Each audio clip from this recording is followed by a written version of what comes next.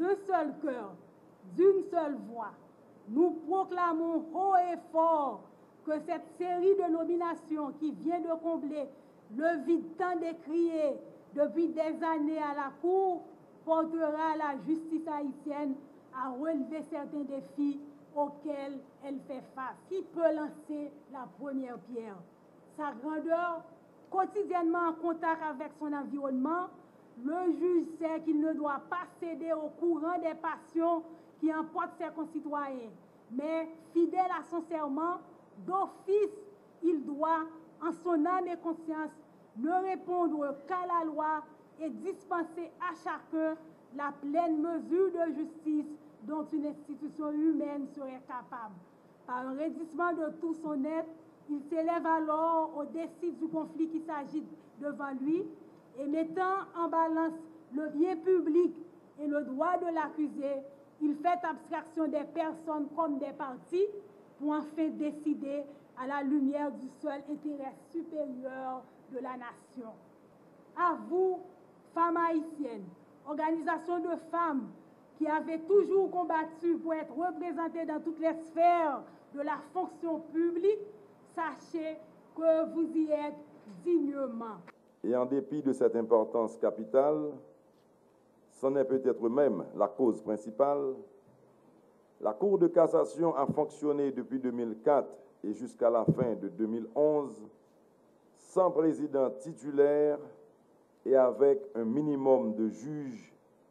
ce qui l'a empêché de jouer pleinement son rôle dans le domaine judiciaire et dans celui de l'établissement d'un État de droit. Cette faiblesse du système judiciaire l'empêche d'être le garant de l'application des lois, du respect des droits et libertés de la personne, de la gouvernance politique, économique et sociale. Conscient que le développement économique et social du pays passe inévitablement par le renforcement de l'État de droit en Haïti, lequel requiert le rétablissement de l'autorité de l'État sur le socle d'institutions étatiques fortes, nous avons alors fait de l'État de droit l'une de nos 4 priorités depuis notre campagne électorale. Le pouvoir judiciaire doit constituer ce rempart sur qui viennent se heurter toutes les dérives et les dérapages de la société. Je fais un appel solennel à tous les acteurs qui interviennent directement ou indirectement dans le domaine judiciaire pour redoubler d'efforts afin de faire réussir ce projet d'envergure pour le bonheur de tous. À l'endroit des nouveaux membres ainsi qu'à tous les juges de cette Cour, mes souhaits de bon courage, de bonne besogne et de bonne chance, car les 3 s'avèrent nécessaires